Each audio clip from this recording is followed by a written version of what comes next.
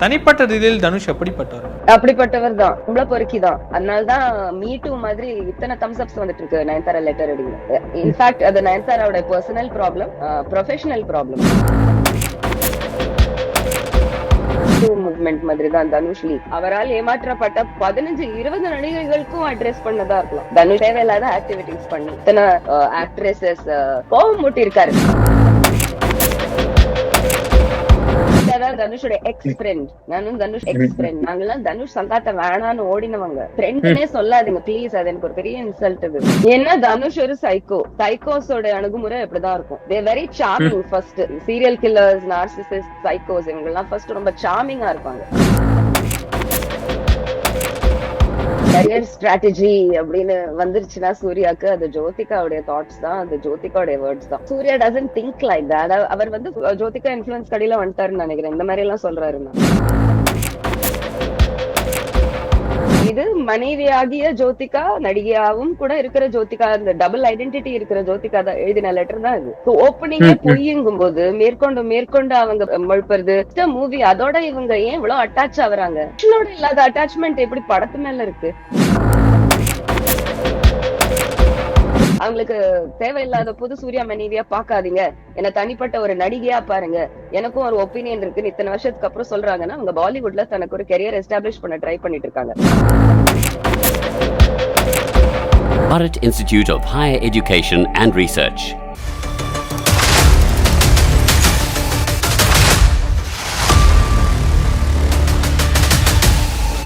உலகத் தமிழர்கள் அனைவருக்கும் வணக்கம். நான் உங்கள் ஜபீர் செந்தமிழ். இன்று நம்முடன் இணைந்திருக்கிறார் பாடகி சுசித்ரா அவர்கள். ஹாய் மேம், எப்படி இருக்கீங்க? Hi Jabir, I'm fine. நீங்க எப்படி இருக்கீங்க? நீங்க இல்லாம நாங்க எல்லாருமே வருத்தமா தான் இருக்கோம் அப்படின்னு சொல்லலாம். சுசித்ரா இங்க தானே இருக்கேன். பட் வந்து மீடியாக்கு வந்து அடிக்கடி முகத்தை காட்டணும்ல மேம். சிங்கரா இருக்கும் போதே ரொம்ப அதிகம் மீடியாட்ட ஃபேஸ் காட்டினது இல்ல. கடந்த 8 வருஷமா இருந்த பிரச்சனைகள்னாலதான் எனக்கு பேச வேண்டியதா இருந்துச்சே தவிர மத்தபடி மீடியாக்கு வரதுக்கு பெரிய காரணம் எனக்கு தெரியல. இப்ப கூட நீங்க என்ன கூப்பிட்டுருக்கிறது நான் ஜோதிகாக்கு எழுதின லெட்டருக்கு தானே. மேம், சூர்யாவை உங்களுக்கு எவ்வளவு பிடிக்கும் அப்படின்னு எல்லாருக்குமே தெரியும். ஜோதிகா அவர்கள் வந்து ஒரு பதிவை போட்டிருந்தாங்க இன்ஸ்டாகிராமில். அந்த போஸ்ட்டுக்கு வந்து நீங்களும் லெட்டர் போஸ்ட் பண்ணியிருந்தீங்க.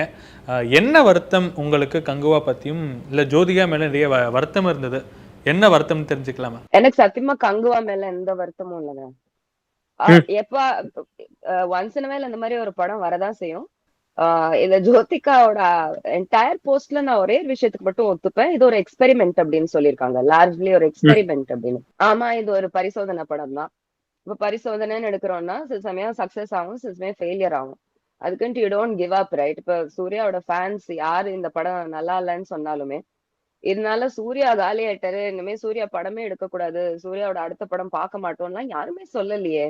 இன்ஃபேக்ட் ஐயோ இந்த படம் மறக்க அடிக்கிறதுக்கு அடுத்த படமாவது நல்ல படமா அவருக்கு அமையணும்னு தானே யோசிக்கிறோம். அதுக்கு இந்த ஜோதிகா பண்ணிருக்கிற ஓவர் ரியாக்ஷன், அதுக்குதான் நான் ரியாக்ட் பண்ணேன். அதாவது என்ன ஓவர் ரியாக்ஷன் பாக்குறீங்க? அந்த போஸ்ட்ல என்ன ஓவர் ரியாக்ஷன் பாக்குறீங்க? படம் ஆல்ரெடி இறங்கி இருக்கு, ஏன் நீங்க இன்னும் இறக்குறீங்க அப்படின்ற மாதிரிதான் என்னோட லெட்டர் போட்டிருந்தேன்னா. அண்ட் சி, எனக்கு இந்த புருஷன் பொண்டாட்டி நாட் பிகாஸ் எனக்கு ஹஸ்பண்ட் இல்லைன்றதுனால இல்ல, நிறைய நல்ல அந்யோன்யமான தம்பதிகள் இருக்காங்க. பட் நம்ம கண்கூடா வந்து ஒருத்தர் தப்பான ப்ரொஃபஷனல் டெசிஷன்ஸ் மீண்டும் மீண்டும் எடுக்கிறாரு, அது யாருனால அப்படின்னு ஜோதிகாவோட பதிவுல இருந்தே கிளியர் ஆயிருச்சுங்கும் போது ஜோதிகாவை தான் அட்ரஸ் பண்ணி ஆகணும். ஆல்சோ அவங்க இந்த மாதிரி ஓப்பனா ஒரு பதிவு போடுறாங்கன்னா ஷி ஷுட் பி என்ன சொல்றது, acceptable to a reaction as well. அவங்க ஃபர்ஸ்ட் ஆஃப் ஆல் கங்குவாவோட ஃபெயிலியரை அக்செப்ட் பண்ண மறுத்துதான் இந்த மாதிரி ஒரு ரியாக்ஷன் போட்டிருக்காங்கன்றதுல அந்த படம் பார்த்த ஆடியன்ஸ், கிரிட்டிக்ஸ், யூடியூபர்ஸ் யாருக்குமே உடன்பாடு இல்ல.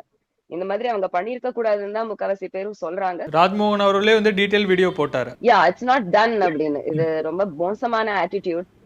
உங்களுக்கு ஃபேன்ஸ் கிட்டயோ கிரிட்டிக்ஸ் கிட்டயோ இத்தனை வருஷம் உங்களையும் உங்க ஹஸ்பண்டையும் ஏத்தி வச்சு நீங்க நல்ல ஆர்டிஸ்ட்னு சொன்ன யார்கிட்டயுமே உங்களுக்கு நன்றி இருக்கிற மாதிரி தெரியலையேன்னு தான் சொல்றாங்க. இது எப்படி இருந்தாலும் கூட ஒரு மனைவியா அதை போடல அப்படின்னு சொல்லும் போது நம்மளுக்கு பிரச்சனை வருது. இது ஒரு கேஸ் லைட்டுங்க. இந்த மாதிரி எல்லாம் நம்மளால மடத்தனமா வி காண்ட் சூர்யா மனைவியா பாருங்கம்மாங்களாம்.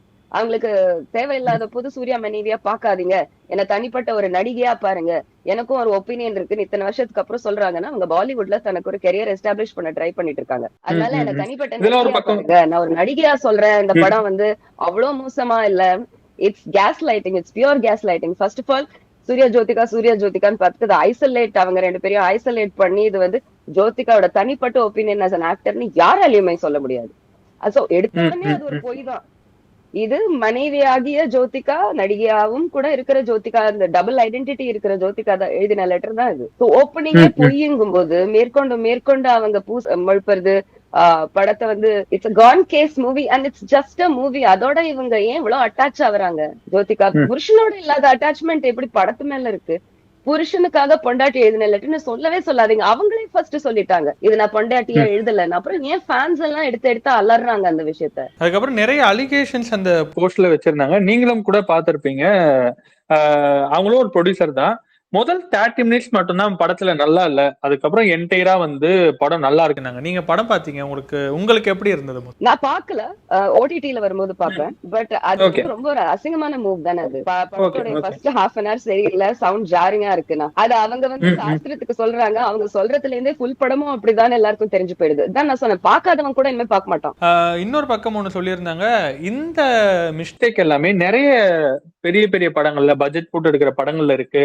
ஏன் வந்து கங்குவாக்கு மட்டும் இப்படிப்பட்ட தாக்குதல் அப்படின்றாங்களே மேம்? ஒட்டு மொத்தமா இந்தியா சினிமாவை இறக்கிட்டாங்க. ஒட்டு மொத்தமா இப்ப ஹாலிவுடே அவங்களுடைய ட்வீட்ஸ் பாக்க என்ன சின்ன ஒரு பூலோகம் தான். ஹாலிவுட் நாசமா போயிடுச்சு. இப்ப இருக்கிறதே பாலிவுட் கோலிவுட் தான் பாக்கி இருக்கு. She totally brought down Indian cinema itself. Indian சினிமானாலே கிரிஞ்சா தான் இருக்கும். அதுல எதுக்கு இத குறிப்பிட்டு சொல்றீங்க?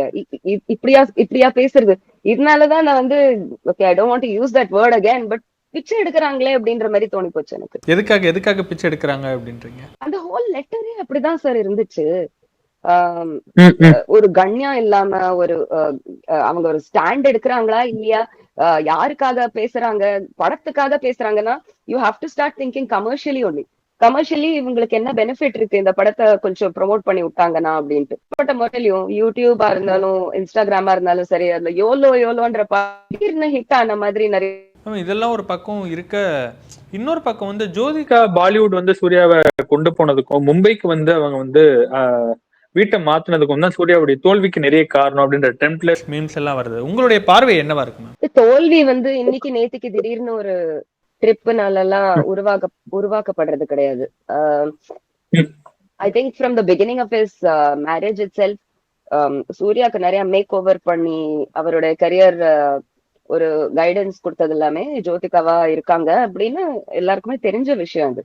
அது அந்த கைடன்ஸ் ரைட்டான கைடன்ஸா இல்லையா அப்படின்றது எல்லாருக்குமே ஒரு கேள்விக்குறியா இருந்துச்சு. அவருடைய சில பிலிம் சாய்ஸஸ் எல்லாம் சூப்பரா இருக்கும், சில சாய்ஸஸ் எல்லாம் கொஞ்ச நாளாவே கொஞ்சம் கொஸ்டினபிளா இருக்க ஆரம்பிச்சிருச்சு. இந்த கங்குவா வந்து ஓவரா அவங்க படம் வரதுக்கு முன்னாடி பில்டப் பண்றதுல இருந்தே இதுக்கு 2 காரணங்கள் தான் இருக்கலாம். ஒண்ணு, ப்ராடக்ட் நிஜமாவே அவ்வளோ எக்ஸ்ட்ராடினரியா இருக்கு. அதாவது நம்மளுடைய ஹியூமிலிட்டி, தன்னடக்கம் எல்லாம் விட்டுட்டு அதை பாராட்டணும் போல இருக்கு அப்படின்ற ஒரு பட்சம். இல்ல ரொம்ப ரொம்ப ரொம்ப ரொம்ப மோசமா இருக்கு. அதாவது முன்கூட்டியே தயவு செஞ்சு போய் பாருங்க. நீங்க என்ன நினைச்சாலுமே இது சூப்பர் படம், நீங்க என்ன நினைச்சாலுமே இது தீ படம் அப்படின்னு முன்கூட்டியே சொல்றது ஒரு மாதிரி ப்ரீ கேஸ் லைட்டிங். அதாவது நீங்க அதுக்கப்புறம் போய் படத்தை பார்த்துட்டு நல்லா இல்லைன்னு சொன்னாலுமே அதுக்கு முன்னாடி அந்த படத்துல நடிச்சவங்களே, அந்த படத்தோட அசோசியேட்டடா இருக்கிறவங்களே இந்த மாதிரி ஒரு படம் வந்ததே கிடையாது அப்படின்னு சொன்ன அந்த விஷயம்தான். அதுதான் இப்ப பொருத்தமா இருக்கும். இது ஒரு எக்ஸ்ட்ராடினரி படம்னு சொல்ல முடியாது. It's extraordinarily bad. அப்படி இருக்கிற பட்சத்துல again people are questioning Suriya's intelligence. எப்படி நீங்க ஸ்டேஜ்ல ஏறி இந்த மாதிரி ஒரு படம் நான் இதுக்கு முன்னாடி பண்ணதே இல்லைன்னு இவ்வளவு உணர்ச்சி வசப்பட்டு சொல்லியிருக்கீங்க, டோட்டலாவே போலியா? அப்ப நீங்க டோட்டலாவே போலியா அப்படின்ற ஒரு கேள்வி வந்திருக்கு. நான் இன்ஃபேக்ட் என்னுடைய லெட்டர்ல சூர்யாக்கு இன்னும் like he must be in some sort of a zone which he can still come out of. But இப்ப பாம்பேக்கு வந்ததுனால புதக்குழி டீப்பரா இருக்கும் அப்படின்னு தான் எனக்கு தோணுது. அவருக்கு இப்போ ஏற்பட்டிருக்கிற இந்த புது ஆம்பிஷன்ஸ், பாலிவுட்ல ஒரு என்ட்ரி கொடுக்கணும், பாலிவுட்ல தான் கரியரை பர்சியூ பண்ணணும். அண்ட் அப்கோர்ஸ் நான் வந்து பொண்டாட்டியோட கெரியரை சப்போர்ட் பண்ற புருஷன் அப்படின்ற இமேஜ் இங்க கொடுக்க ஆரம்பிச்சிருக்காரு நிறைய இன்டர்வியூஸ்ல. ஆல்ரெடி 4 ப்ராஜெக்ட்ஸ் பாம்பேல இருந்ததுனால நானும் அவங்க கூட போனேன். எதிர்த்து ஒரு ப்ராஜெக்ட் வந்து என் மடியில விழுந்துச்சு அப்படின்னு ஏதாவது கதை உருட்டுவாங்களா இருக்கும். நீங்க கூட சொல்லியிருந்தீங்க சூர்யாவுக்கு வந்து பாலிவுட் கனவு வந்துருச்சு அப்படின்னு லெட்டர்ல கூட சொல்லியிருந்தீங்க. ஜோதிகா அவர்களுக்கு பாலிவுட் கனவு இருக்கா? ஏங்க இருந்ததுனால தானே இங்க வந்தாங்க. பாலிவுட் வேற நடிகையே இல்ல ஜோதிகா, நீங்க வந்தே ஆகணும், இங்க இந்த படத்துல நடிச்சே ஆகணும் எல்லாம் இழுக்கலையே. எல்லாமே சொல்லிட்டு இருப்பாங்களா நம்மள்ட்ட? மேபி பல வருஷமா பாலிவுட்ல ட்ரை பண்ணிட்டு இருக்காங்களா இருக்கு. ஒண்ணு கன்ஃபார்ம் ஆனதுக்கு அப்புறம் அனௌன்ஸ் பண்ணினா போதும். that might be a thing. அவங்களுக்கும் தனக்கு ஒரு கௌரவ குறைச்சல் அவங்க நினைச்சுக்கலாம் இல்லையா? ஐ மீன் புது ஜெனரேஷன்லாம் ஆடிஷன்ஸ் கௌரவ குறைச்சலாவே நினைக்கிறது இல்ல. பட் ஜோதிகா இங்க ஆடிஷன்ஸ் குடுக்குறாங்க அப்படின்னா அவங்க அது ஒரு கௌரவ குறைச்சலால நினைச்சு சொல்லாம இருந்திருக்கலாம். இன்னைக்கும் நேத்திக்கும் நடந்த விஷயம் திடீர்னு நடந்த விஷயம் கிடையாது சார். ஐ திங்க் நீண்ட நாளாவே இந்த திட்டம் இடப்பட்டிருக்கு. லெட்டர்ல நிறைய விஷயம் வந்து ஜோதிகா பத்தி சொல்லியிருந்தீங்க. ஓவர் ஆக்டிங் அப்படின்னு சொல்லியிருந்தீங்க. ஏன் மேம் அந்த விஷயம் வந்து வந்தது? அது என்னோட கருத்து. as a I mean I've also critiqued films and I'm very sure அவங்க பார்த்ததை விட எல்லாம் நிறைய படம் நாங்கெல்லாம் பார்த்திருப்போம் ஆரம்ப காலத்துல இருந்து. So I have a better exposure as well, and as an audience also I can say that Jyothika பெரிய தமிழ்நாட்டுல ஹிட் ஆனது அவங்களோட எக்ஸ்பிரஷன்ஸ்னாலதான். எக்ஸ்பிரஷன்ஸ் ராணிமாங்க. எக்ஸ்பிரஷன்ஸ்னாலதான். மற்றபடி டான்ஸ் ஸ்கில்ஸோ ரொமான்டிக் ஸ்கில் அதெல்லாம் எதுவும் பேசப்படல. Just expression. நீங்க சொல்றத பார்த்தா ஜோதிகா ஒரு ஓவர் ரேட்டட் அப்படின்றீங்களா? ஜோதிகாவோட கேட்டகரி ஆஃப் ஆக்ட், ஜோதிகாவுலயே ஒரு ஸ்கில் மட்டும் தான் இருக்கும், அதை தவிர பெருசா ஒன்னும் இருக்காது. பட் பாலிவுட்ல அது செல்லுபடி ஆகாது. அவங்க வந்து டூ லேட் வந்துட்டாங்க வித் டூ லிட்டில் ஸ்டஃப். அவங்க ஃபர்ஸ்ட் பாலிவுட்ல நடிச்ச போதே if she had continued here maybe she would understood Bollywood ஸ்கிரிப்ட்ஸ்க்கு அந்த கேரக்டர்ஸ்க்கு இந்த லெவல் டெப்த் தேவைப்படுது அப்படின்ட்டு. அவங்க இது வரைக்கும் பாலிவுட் நடிச்சதை நான் பார்த்திருக்கேன். நானு she is looking very confused. தமிழ் சினிமால நம்ம வந்து நான் சொல்றேன் she is not a very good actress at all. But Suriya is an excellent actor. தமிழ்நாட்டுல இருக்கிறதுலே சிறந்த ஆக்டர் இன்னைக்கு இந்த காலத்துல உங்களுக்கு சூர்யா மட்டும் தான் இருக்காரு. பல விதமான ரோல்ஸ் பண்ணக்கூடிய. என்னங்க இந்த வயசுல அவர் திஷா பட்டானியோட I'm not saying நான் மூவி ப்ரமோஷன் பண்ணல. இந்த யோலோ பாட்டுல திஷா பட்டானி பக்கத்துல நின்று ஆடும்போது ஒரு தாத்தா நின்று ஆடுற மாதிரியா இருக்கு, இளைஞர் மாதிரி தான் இருக்காரு. சின்ன பொண்ணு அது Disha Pathani. But they kind of look okay together. அப்படின்னா சூர்யா தன்னை மெயின்டைன் பண்ணிருக்காரு, தன்னுடைய ஆக்டிங் ஸ்கில்ஸ ஷார்ப்பா வச்சுட்டு இருந்திருக்காரு. ஜோதிகா ஹிந்தி படத்துல நடிச்சிருக்காங்கன்னா சூர்யாவும் ஹிந்தி படத்துல நடிச்சிருக்காரு, ரத்த சரித்திர, and he was fantastic in that movie. Gnanavel ராஜா அவருடைய ஸ்பீச் எல்லாத்தையும் பாக்குறோம். அதிகமா ஓவர் ரேட்டட் பண்ணதே அவர்தான். அவர் கொஞ்சம் வாயை அடைக்கிறதுனாலே படம் நல்லா போயிருக்கலாம்னு சொல்றாங்க. நீங்களும் கூட பாக்குறீங்க ப்ரொமோஷன்ஸ்லாம். நம்ம அப்படி we can't டைவர்ட் அட்டென்ஷன். இப்ப சூர்யா பேசினதெல்லாம் மூடிட்டு ஞானவேல் ராஜா பேசினதை மட்டும் போட்டு அவரை ஸ்கேப் கோட் ஆக்குவீங்களா? 3 பேரும் தான் பேசினாங்க. திருத்தை சிவா பேசினாரு, சூர்யா பேசினாரு, ஞானவேல் ராஜா பேசினாரு. எனவே வந்து ஞானவேல் ராஜா மட்டும் வந்து கார்னர் பண்ற தப்பு அப்படின்றீங்க? தப்பு, ரொம்ப தப்பு. தசை மாத்துறாங்க, ஸ்கேப் கோட் ஆக்குறாங்க, சல்மான் கான் டிரைவர் மாதிரி. இன்னொரு பக்கம் வந்து நீங்க போட்ட போஸ்ட்லயே சொல்லியிருந்தீங்க சூர்யா வந்து நல்ல ஆக்டர்னு எங்களுக்கு தெரியும், பட் நீங்க எதுவுமே தவறான முடிவு எடுத்து அவர் வீல் சேர்ல உட்கார வச்சிடாதீங்க அப்படின்னு சொல்லிருந்தீங்க. ஏன்? அது ஒரு சைக்காலஜிக்கல் சைக்காட்ரிக் இது. நர்ஸ் ராச்செட்னு ஒரு கேரக்டர் இருக்காங்க. உங்க தாய் மாதிரி உங்க பாசத்தை காட்டி காட்டி கடைசியில வீல் சேர்ல காட்டி வச்சிருவாங்க. அந்த மாதிரி பண்ணாதீங்க அப்படின்னு எனக்கு அந்த பக்கம் நோக்கி போற மாதிரி தான் தெரியுது எனக்கு. இத மெட்டபாரிக்கல், நீங்க லிட்டரலா எடுத்துக்காதீங்க. கால் கை ஒடிச்சு வீல் சேர்ல இல்ல தெரியுது பூட்டி போட்டுருவாங்க. அதான் ஆக்டிங் கரியர்ல ஜோதிகாவுடைய தலையீடு இருக்குன்னு சுசித்ரா நினைக்கிறாங்களா? கண்டிப்பா. இது நினைக்காத யாராவது இருக்காங்களா? இந்த தேதிக்கு இதை நினைக்காத யாராவது இருக்காங்களா? யாரும் சொல்ல மாட்டாங்க, அதை ஆக்டிவா யோசிக்க மாட்டாங்க. ஏன்னா அது முக்கியம் இல்ல. பட் ஜோதிகா இப்ப போட்டிருக்கிற பதிவுக்கு அப்புறம் முக்கியம் சூர்யா போடாது.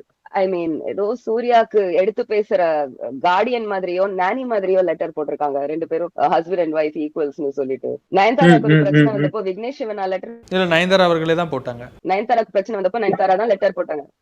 As a husband, he supported her and shared the letter. அப்ப சூர்யாவே வந்து ஒரு பதிவு ஏதாச்சும் போட்டுருக்கணும் அப்படின்னு நினைக்கிறீங்க? சூர்யா ஒரே ஒரு பதிவு தான் போடணும். I apologize to my fans for the bad product. அடுத்த வாட்டி அசத்தோ. கங்குவா ஸ்டேஜ்ல சூர்யா அவர்கள் பேசினதை பார்த்திருப்பீங்க. இனிமே வந்து ரொமான்டிக் படத்துல நடிக்க போறது இல்ல, ஃபுல்லி வந்து ஆக்ஷன் மூவிஸ் மட்டும்தான் என்னுடைய சாய்ஸா இருக்கும் அப்படின்னு பாக்குறீங்க. நீங்க ஒரு சூர்யா ஃபேன், சூர்யா வந்து நல்லா தெரியும். நீங்க வந்து இதை எப்படி பாக்குறீங்க? இது ஜோதிகாஸ் வேர்ட்ஸ். இது கரியர் ஸ்ட்ராட்டஜி அப்படின்னு வந்துருச்சுன்னா சூர்யாக்கு அது ஜோதிகாவுடைய தாட்ஸ் தான், அது ஜோதிகாவுடைய வேர்ட்ஸ் தான், சூர்யாவுடைய வாயில இருந்து வரல. No, Suriya doesn't think like that. அவர் வந்து ஃபுல்லி அவங்க இன்ஃப்ளூயன்ஸ், ஜோதிகா இன்ஃப்ளூயன்ஸ் கடியில வந்துட்டாருன்னு நினைக்கிறேன். இந்த மாதிரி எல்லாம் சொல்றாருன்னா. இதோட வந்து மூவி சாய்ஸ்ல வந்து எப்படி இருக்கும்னு நினைக்கிறீங்க? முதல்ல இருந்த சூர்யாவுடைய மூவி சாய்ஸ்க்கும் இப்போ வந்து ரொம்ப பின்தங்கிய நிலையில போனதுக்கு அப்புறம் ஜோதிகாவை கார்னர் பண்ற விஷயத்த பாக்குறோம். இப்போ மூவி சாய்ஸ்ல இருந்து ஜோதிகாவை தள்ளி வைப்பாருன்னு நினைக்கிறீங்களா? யாரும் Jyothika please don't talk like this. Jyothika is not a victim. யாரு ஜோதிகாவை கார்னர் பண்றாங்க? ஜோதிகா எல்லாரையும் கார்னர் பண்ணி வச்சிருக்காங்க. we are the victims of Jyothika's post. Jyothika பாவமாக்காதீங்க ப்ளீஸ். நம்ம இந்த பிரச்சனை எல்லாம் போய்கிட்டு இருக்கும் போதே வந்து இன்னொரு பக்கம் பார்த்திருப்பீங்க, தனுஷ் அவர்களுக்கு வந்து நயன்தாரா அவர்கள் வந்து ஒரு போஸ்ட் ஒன்று போட்டிருந்தாங்க. அந்த அறிக்கையில வந்து நிறைய அலிகேஷன்ஸ் வந்து தனுஷ் மேல வச்சிருந்தாங்க. நீங்க தனுஷோடைய ஃப்ரெண்டா அதை எப்படி பாக்குறீங்க? தனுஷ் எப்படிப்பட்டவர் தனிப்பட்ட ரீதியில்? Just like Nayanthara. நயன்தாரா தனுஷோட எக்ஸ் ஃப்ரெண்ட், நானும் தனுஷோட எக்ஸ் ஃப்ரெண்ட். நாங்கெல்லாம் தனுஷ் சங்காத்த வேணான்னு ஓடினவங்க. ஃப்ரெண்ட்னே சொல்லாதீங்க ப்ளீஸ், அது எனக்கு ஒரு பெரிய இன்சல்ட். இது ஏதோ ஒரு காமெடி பீஸ். இது அப்படிதான் பாப்பேன் நான் தனுஷ். இப்போ ஒரு டைம்ல கோவம் எல்லாம் இருந்துச்சு, கொஞ்சம் பெனிஃபிட் ஆஃப் என்ன மாதிரியான கோவம்? இப்ப அவர் என்ன பொறுத்த வரைக்கும் Dhanush is a comedy piece. இதெல்லாம் இருக்கட்டும், வந்து நயன்தாரா வச்ச அலிகேஷன்ஸ்க்கு வந்து நிறைய ஃபீமேல் ஆக்ட்ரஸ் வந்து ஓகே அப்படின்ற மாதிரி தான் சொல்லியிருக்காங்க, தம்ஸ் அப் போட்டிருந்தாங்க. தனுஷ் வந்து இப்படிப்பட்டவரா அப்படின்ற நிறைய பதிவுகள் வந்துட்டு இருக்கு. தனிப்பட்ட ரீதியில் தனுஷ் எப்படிப்பட்டவர்? அப்படிப்பட்டவர் தான், உங்களை பொறுக்கி தான். அதனாலதான் மீ டூ மாதிரி இத்தனை தம்ஸ் அப்ஸ் வந்துட்டு இருக்கு நயன்தாரா லெட்டர் அடியில. இன்ஃபேக்ட் அது நயன்தாராவோட personal problem, professional problem. But சரி, நயன்தாரா பர்சனல் ப்ராப்ளம் வந்து ப்ரொஃபஷனலுக்குள்ள மிக்ஸ் பண்ணினது தனுஷ் தான் அப்படின்னு சொல்லி நயன்தாரா பதிவிட்டு இருக்காங்க, ரைட்டா? பட் மத்த ஆக்ட்ரஸஸ் எல்லாம் பர்சனலாவும் இருக்கலாம், ப்ரொஃபஷனலாவும் இருக்கலாம், ஏதோ ஒரு ப்ராப்ளம் இருந்ததுனாலதான் தம்ஸ் அப் கொடுத்திருக்காங்க. அது ஒரு மீ டூ மூவ்மெண்ட் மாதிரி தான் தனுஷ் லீக். தனுஷ் எத்தனை ஆக்ட்ரஸஸ் கோவம் மூட்டி இருக்காரு. சோ தேவையில்லாத ஆக்டிவிட்டிஸ் பண்ணி அப்படின்னு மட்டும் தான் நம்மளால அதுல இருந்து கணிச்சுக்க முடியும். என்ன தேவையில்லாத ஆக்டிவிட்டிஸ்னா என்ன மேம் பண்ணுவாரு? அனுபமா அவர்கள் சொல்லியிருந்தாங்க, every actress you have to ask them separately. இப்ப என்னால அவர் வந்து யாரெல்லாம் தம்ஸ் அப் போட்டிருக்காங்க ஒவ்வொருத்தரா தனியா எடுத்து அவங்க சேர்ந்து நடிச்ச படம் பார்த்து அனலைஸ் பண்ணி உங்களுக்கு காசிப் சொல்றதுக்கு நான் இங்க இல்ல, அண்ட் ஸ்பெகுலேஷன் பண்றதுக்கும் நான் இங்க இல்ல. அதனாலதான் என்னோட இனிஷியல் 2 இன்டர்வியூஸ்லயே நான் சொன்னேன், இந்த மாதிரி ஸ்பெகுலேஷன் வரும். அதனால இந்த தம்ஸ் அப் போட்ட ஆக்ட்ரஸஸ் எல்லாம் தனுஷ்னால எந்த வகையில பாதிக்கப்பட்டிருக்காங்கன்னு 2 வரி வெளிப்படையா சொல்லணும். தனுஷ் அவர்கள் வந்து கார்னர் பண்ணுவார் அப்படின்னு ப்ரீவியஸ் இன்டர்வியூல சொல்லிருந்தீங்க. என்ன மாதிரியான கார்னர் பண்ணுவாரு அவரை மதிக்கல அப்படின்னா? ஒவ்வொருத்தருக்கும் ஒரு அனுபவம் இருக்குங்க. ஐ ஹாவ் நோ ஐடியா நயன்தாராவை எப்படி கார்னர் பண்ணாரு. நான் தனுஷ் பின்னாடியே நின்னு பார்த்தேன் நான் ஒரு ஆக்ட்ரஸ் என்ன பண்ணாருன்னு. பட் ஒரு பொறுமை லெவல் தாண்டி போயிடுச்சு பலருக்கு அப்படின்றது இப்ப தெரியுது. It's not acceptable anymore. It was never acceptable then also. But right now a lot of people are saying it's not acceptable. அந்த ஒரு ஊமை thumbs up நாலே தனுஷ் அவர்கள் எடுத்துக்கிட்டோம்னாலே வந்து முதல்ல ஒரு நல்ல பாண்டிங் இருக்கும் எல்லார் கூடயும். முதல்ல உங்களுக்கு கூட வந்து ஃப்ரெண்டா இருந்தவர் இப்போ இன்டர்வியூல சொன்னீங்க எக்ஸ் ஃப்ரெண்ட் ஆயிட்டாரு. அப்புறம் டிஎன்ஏ அது பிரிஞ்சதாகட்டும், அனிருத் அவர்களை பிரிஞ்சதாகட்டும், சிவகார்த்திகேயனுக்கு வாய்ப்பு கொடுத்தாரு, அது பிரிஞ்சதாகட்டும், தனிப்பட்ட ரீதியில் எல்லாருக்குமே உதவி பண்றாரு. ஆனா இது மாதிரி நிறைய செய்திகள் வந்துகிட்டு இருக்கு. ஏன் மேம் தனுஷ் மேல மட்டும்? ஏன்னா தனுஷ் ஒரு சைக்கோஸோட அணுகுமுறை எப்படிதான் இருக்கும். They very charming. First serial killers, narcissist, சைக்கோஸ் இவங்க எல்லாம் ஃபர்ஸ்ட் ரொம்ப சார்மிங்கா இருப்பாங்க. அந்த சார்ம் தான் அவர் ஃபேன்ஸ்டியும் ஸ்டேஜ்ல எல்லாம் காட்டுறாரு. But when you get to know him a little better, அம்மா பேய் ஃபீல்ஸ் வரும், ஓடி போயிருவீங்க. அப்ப யாருமே அந்த தனுஷோட டிராவல் பண்ண முடியாதா? எங்களால எல்லாம் முடியல. டிராவல்னா என்ன? இல்ல மேம், ஒரு ஃப்ரெண்டா பாண்டிங் மேம். இப்போ நீங்க எக்ஸ் ஃப்ரெண்டா மாற மாதிரி ஒரு ஃப்ரெண்டா வந்து அவர் கூட இருக்க முடியாதான்னு கேக்குறேன் யாருமே. ஆமா, அவர் ஏமாத்துற ஃப்ரெண்டு. சோ ஃப்ரெண்டுனே சொல்ல முடியாது. ஏமாத்துற மனுஷன். சோ ஃப்ரெண்டுனே சொல்ல முடியாது. ஃப்ரெண்டு மாதிரி நடிப்பு எல்லாம் கொடுத்து கடைசியில ஏமாத்திடுவாரு. ஓகே, என்ன மாதிரியான ஏமாற்றங்களை கொடுத்திருக்காரு அப்படி? எனக்கா சுச்சி லீக்ஸ் பண்ணினது எவ்வளவு பெரிய ஏமாற்றம். சுச்சி லீக்ஸ் பண்ணினது எவ்வளவு பெரிய பேக் ஸ்டாபிங். தனுஷ் தான் சுச்சி லீக்ஸ் பண்ணினா அது எனக்கு ஒரு பெரிய ஏமாற்றம். ஓகே ஓகே, இது மாதிரி மத்தவங்களுக்கும் வந்து நிறைய ஏமாற்றத்தை கொடுத்திருக்காரு. கொடுத்ததுனால தானே தம்ஸ் அப் கொடுத்திருக்காங்க. நிறைய பேர் சப்போர்ட் பண்ணி அவர் இப்படிப்பட்டவர் இல்ல அப்படின்னு நிறைய வந்து குரல்கள் வந்துட்டு இருக்கு. அத பத்தி உங்களுடைய பார்வை என்னவா இருக்குன்னு தெரிஞ்சுக்கலாமா? அது அவருடைய ஃபேன்ஸ். ஆனா மேம் நீங்க சினிமாவை எடுத்துக்கிட்டோம் அப்படின்னாலே தனுஷ் அவருடைய ஒரு பிம்பம் ஒன்று இருக்கும். தனுஷ் வந்து யங் டேலண்ட்ஸ்க்கு வந்து வழி கொடுப்பாரு. அவர் வந்து டேலண்ட் யாருக்கு இருக்கோ வந்து கண்டிப்பா அவர் வந்து ஐடென்டிஃபை பண்ணுவார் அப்படின்ற ஒரு பார்வை இருக்கே, அதை ஏத்துக்கிறீங்களா? எந்த யங் டேலண்ட் ஐடென்டிஃபை பண்ணி கொடுத்தாரு உங்களுக்கு? அவர் படத்துல எல்லாமே நோன். சிவகார்த்திகேயன், அனிருத் மேம். சிவகார்த்திகேயன தனுஷ் இன்ட்ரோடியூஸ் பண்ணலையே. முதல் படம் மாதிரி நான் தனுஷ் எடுத்ததா? இல்ல மேம், பாண்டியராஜன். பின்ன நடுவுல ஆனா எதிர்நீச்சல் வந்து ஒரு ஹீரோவா போட்டு ஒரு நல்ல அதே கதை தானே. நண்பனா தோல் குடுக்கறேன்னு சொல்லி ஏமாத்தினாரு, அவ்வளவுதானே. ஓகே, இப்போ 3ல வந்து அனிருத்துக்கு சான்ஸ் கொடுத்ததா இருக்கட்டும் மேம். இதெல்லாம் நம்ம பார்க்க வேண்டியதா இருக்குல்ல மேம். அனிருத்துக்கு சான்ஸ் தேவைப்பட்டுச்சா? ரியலி? அனிருத் நடு ரோட்ல இருந்தா, அவனோட டெமோ கேட்கறதுக்கு ஆள் இல்ல. அனிருத்துக்கு சான்ஸ் தேவைப்பட்டுச்சா? அனிருத் ஒரு ஃபியூச்சர் லட்டுன்னு தெரிஞ்சு தனுஷ் தான் கவர் பண்ணாரு. அது பேர் சான்ஸ்னு அர்த்தம். ரஜினியோட வம்சாவளிக்கு சான்ஸ் தேவைப்பட்டுச்சா? அப்ப வந்து தனுஷ வந்து எல்லாருமே சொல்றாங்க யங் டான்ஸ் வந்து யாருக்குமே கொடுக்கல. unless it was commercially favorable for him, it made commercial sense to him. அந்த மாதிரி அவருக்கு நண்பர்களா வந்து சான்ஸ் கொடுக்கறேன்னு சொல்லி பக்கத்துல நண்பரா கோழியா உட்காத்தி வச்ச நிறைய பேர் இருக்காங்க. விஜய் யேசுதாஸ், சுந்தர் ராமு. ஒரு சான்ஸ் கொடுத்து இதெல்லாம் ஒரு பக்கம். ஓகே மேம், இதெல்லாம் ஒரு பக்கம் வச்சிருவோம். நயன்தாரா அவர்களுடைய போஸ்ட்ல நிறைய தனிப்பட்ட தாக்குதல்கள் இருந்தது, அதை நம்ம கவனிச்சோம். நான் வந்து உங்களை மாதிரி வந்து அப்பாவையோ இல்லை அண்ணனையும் வச்சுட்டு வரல, நான் தனிப்பட்டு வந்தேன். அப்படி தனிப்பட்டு வளர்ந்து வர என்ன நீங்க இது பண்ணாதீங்க, என்னுடைய வளர்ச்சி தடுக்க வேண்டாம் அப்படின்ற மாதிரி எல்லாம் நிறைய சொல்லியிருந்தாங்க. அவங்க இப்போ இந்த 10 கோடிக்கு தனுஷ் எனக்கு கேஸ் போட போறேன் அப்படின்னு சொன்னது எவ்வளவு அன்ஃபேர்ன்றத எடுத்து காட்டுறதுக்கு சில வருடங்களுக்கு முன்னாடியில இருந்தே வர்ணிக்க ஆரம்பிச்சிருக்காங்க. நான் இந்த மாதிரி முன்னுக்கு வந்தேன், நீ இந்த மாதிரி முன்னுக்கு வந்த அப்படின்றதெல்லாம் இட்ஸ் அவங்களுடைய பர்சனல் ஹர்ட். இந்த மொமெண்ட்ல கூட நீ வந்து என்னோட லைஃப கெடுக்க பாக்குறியே, எனக்கு எந்த நல்லதும் நடக்க கூடாதுன்னு பண்ண பாக்குறியே, என்ன டென்ஷன் ஆக்க பாக்குற, நானும் உன்னை டென்ஷன் ஆக்குறேன் அப்படின்னு சொல்லி அந்த லெட்டரை போட்டிருக்காங்க. இதனால அவங்க வந்து அந்த 10 கோடி ரூபாய்ன்ற அந்த பில் பார்த்து அதனாலதான் கோவம் வந்துச்சுன்னு எப்படி சொல்லலாம்? நீங்க பல வருஷமா அவங்க அடக்கி வச்சிருக்கிற கோவம் இது. இந்த சந்தர்ப்பத்துல இது சொல்றது கரெக்ட்னு பட்டிருக்கு அவங்களுக்கு. அவங்க இந்த மாதிரி என்ன சொல்றது, யார பத்தியும் இதுக்கு முன்னாடி சொன்னது கிடையாது. பட் தனுஷை பத்தி பல மேடைகள்ல சொல்லியிருக்காங்க. அவங்களுக்கும் தனுஷ்க்கும் ஆவாது அப்படின்ற விஷயம். So she is very steady in her stand that this guy cheatedனா ஒரு ஃப்ரெண்டா இருந்து ஏமாத்திருக்காரு. பெரிய பெரிய வேர்ட்ஸ் சொல்லிருக்காங்களே. இவர் ஒரு டீரட் மட்டும் இல்லாம இவர் ஆஸ் அ ப்ரொடியூசர் இவரோட செயல்முறை என்ன அப்படின்றத ஃபுல்லா வர்ணிச்சு கொடுத்திருக்காங்க. அண்ட் எல்லா ஃபேன்ஸையும் வார்ன் பண்ணிருக்காங்க. இதை கொஞ்சம் நம்ம பெருசாவே பார்ப்போம். ஒட்டுமொத்த தமிழ் சினிமா ஃபேன்ஸையும் வார்ன் பண்ணிருக்காங்க. உங்க சோ கால்ட் ஆக்டர்ஸ், தலைவர்கள்லாம் ஸ்டேஜ்ல ஆடியோ லான்ச்ல சொல்றதெல்லாம் நம்பாதீங்க. இது உங்களுக்கு ஏற்கனவே தெரிஞ்சிருக்க வேண்டிய விஷயம். பட் அட்லீஸ்ட் இப்போ ஒரு ஸ்பூன் ஃபீடிங் மாதிரி நயன்தாரா எடுத்து சொல்லியிருக்காங்க. நல்ல முக்கியமா இன்னொரு விஷயம் சொல்லியிருந்தாங்க, நீங்க இதை கூட வந்து பொய்ன்னு வந்து அடுத்த ஆடியோ லான்ச்ல வந்து கண்டிப்பா ஒரு கதையை உருவாக்கி ஒரு ஸ்டோரியை உருவாக்கி சொல்லுவீங்க அப்படின்னு சொல்லியிருந்தாங்க. நிறைய ஸ்டேஜில் வந்து அன்பை மட்டும் விதிப்போம், நம்மளுக்கு வெறுப்பு தராங்களா நம்ம அன்பை மட்டுமே செய்வோம் அப்படின்றாங்க.